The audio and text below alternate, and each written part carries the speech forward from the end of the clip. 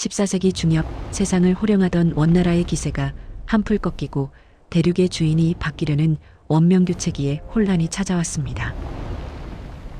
원나라의 볼모로 잡혀가 살며 그들의 쇠락을 눈으로 직접 확인했던 공민왕은 고려로 돌아와 왕위에 오르자마자 가슴속에 품어왔던 칼을 뽑아들었습니다. 언제까지 타국의 눈치를 보며 살 것인가? 공민왕의 첫 번째 목표는 고려의 몸에 박힌 원나라의 가시를 뽑아내는 것이었습니다. 공민왕은 가장 먼저 고려 왕실의 권위를 짓밟고 내정에 간섭하던 정동행성 이문소를 정격 폐지했습니다. 이는 단순히 건물 하나를 없애는 것이 아니라 고려가 더 이상 원의 부속국가가 아님을 전 세계에 알리는 선전포고와 같았습니다. 또한 그는 거울을 보며 자신의 머리 모양과 옷차림을 바꿨습니다. 억지로 따라야 했던 몽골식 변발을 풀고 고려의 복식을 다시 입으며 잃어버린 고려인의 자긍심을 몸소 보여주었습니다. 그러나 말뿐인 독립은 힘이 없었습니다.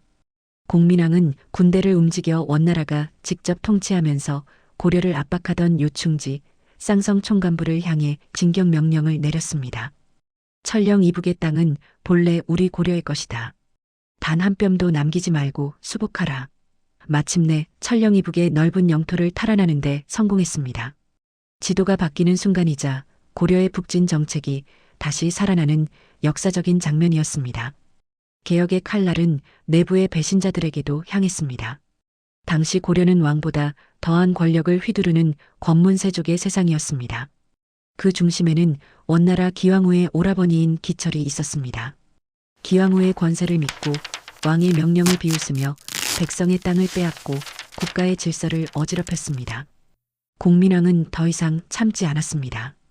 치밀한 계획 끝에 기철 일파를 대궐로 불러들였고 그 자리에서 전격적으로 친원 세력을 숙청했습니다. 이제 고려의 원나라의 이름으로 권력을 휘두를 자는 없다는 것을 선언한 것과 동시에 왕보다 강한 신하는 없다는 것을 보여준 사건이었습니다.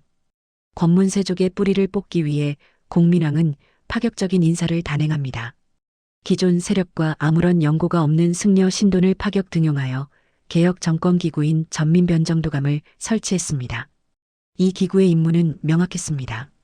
토지개혁을 통해 권문세족이 불법으로 강탈한 거대한 농장들을 낱낱이 조사해 원래 주인에게 돌려주었습니다.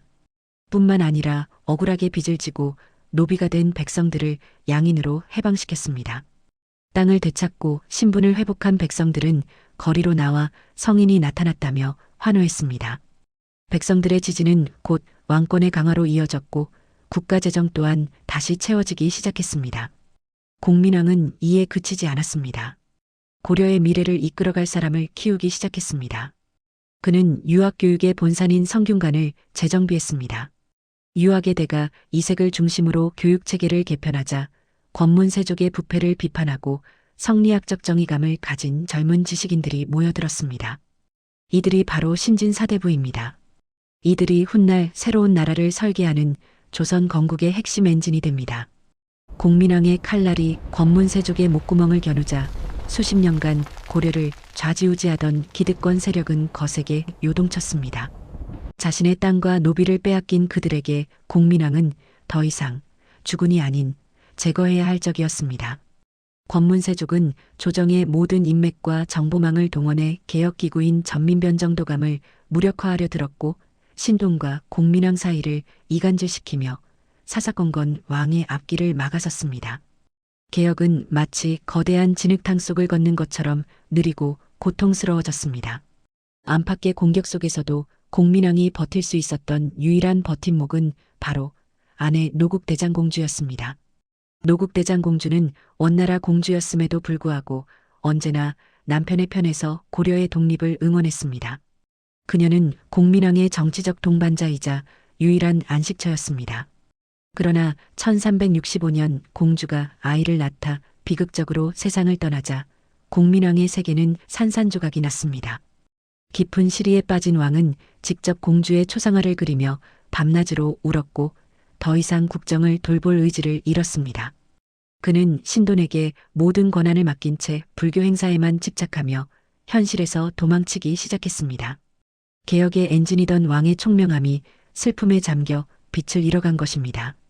마음의 병이 깊어진 공민왕은 왕실의 호위를 담당하는 미소년 집단인 자제위를 곁에 두고 의지했습니다. 하지만 이것이 화근이었습니다.